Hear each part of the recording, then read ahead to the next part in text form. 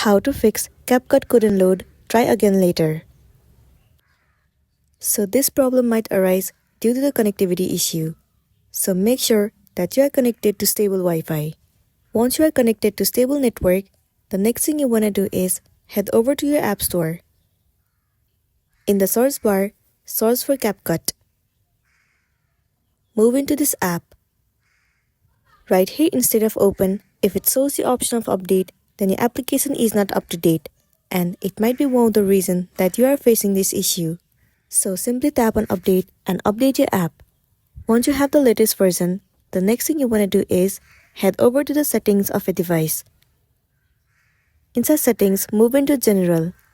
Head over to iPhone storage. Over here, search for the application CapCut and then move into it. Once you are in here, tap on offload app. Once again click on offload app.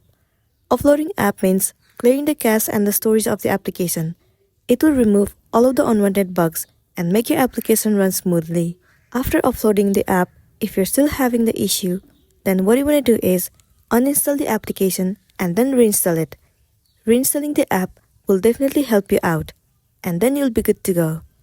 So that's all for today, and this is simply how you can fix CapCut couldn't load, try again later. Make sure to smash the like button and consider subscribing if you found this video helpful.